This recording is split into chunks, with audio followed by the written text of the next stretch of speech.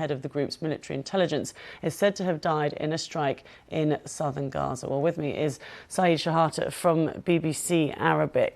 Just talk me through the latest situation, what's been happening on the ground. The latest, the Israeli military operation, which started on last Tuesday, it signifies the collapse of the ceasefire, because the supposed to be go to second stage, it didn't happen, and Israel try with the America with the proposal of Steve Witkoff, the U.S. envoy for the Middle East, to have a transitional period between the first stage, second stage, release the hostages, and Hamas refusing that. They said Israel violating the terms of the ceasefire, but Israel saying no, and they need to release the hostages, and they don't need Hamas to be in Gaza. And even Steve Witkoff, in a TV interview yesterday, he said that the more Hamas will be there, the attack of 7th of October can happen in 5 or 10 or 15 years. So there is a difference between both of them, but the military operation ended to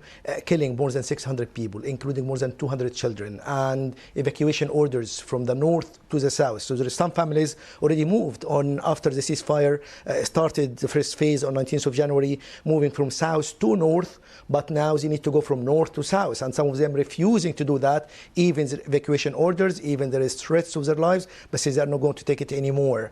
In addition to that, the blockage of not letting any aid going to Gaza since 1st of March, end of the first phase, it adding more pressure on the aid, the food, the fuel, and the medicine. So there is many problems. Even some of the injured people during these few days, they were killed. They died because there is not enough medicine, according to directors of different hospitals in Gaza. So the situation is alarming, and there is pressure from the mediators. There is trying behind the corridors to find a solution to that. But it seems there is a big gap between Israel and the US from one side and the Hamas from the other side. And the Arab countries, you don't seem to put pressure on Hamas because they think second stage is very crucial. And Hamas even put some concession to release the American Israeli hostages and another 4 bodies. But in condition with that is to move to the second stage. But Israel and US refused that. So there is a big difference between them.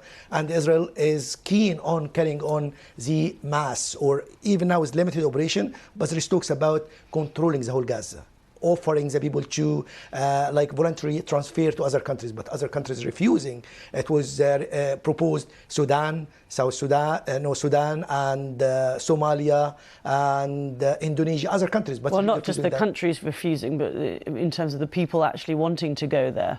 You presume there would be a lot of reticence there. There is from talking to people in Gaza, they're refusing to go out there, but because some of them facing difficulties, their lives destroyed. So it might, if they open it, they might, some people go, but not the majority of them, because they still thinking it's their land and they sacrifice a lot, so they can't go there, but they can't leave Gaza. In addition to that, there is demonstration in Israel today from the hostage family to put pressure on Mr. Netanyahu and the Israeli government in order to go to the second phase, in order to comply with the terms of the ceasefire. But it seems that Mr. Netanyahu and the Minister of Defense, Israel Katz, they are not keen to listen to that, and they are keen to carry on. And they think is military force is the only way to force Hamas in order to hand the hostages. But I think Hamas on the other side, is the strongest card with them in negotiation, so they cannot let it go like that. So there is big difference, but the problem is more people are killed,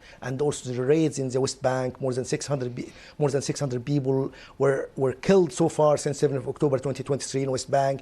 There is some houses were destroyed, so there's a problem on the two sides, West Bank and Gaza, and the people facing problems and tragedy there in Gaza and West Bank. Okay, thank you so much, Shehata there from BBC Arabic.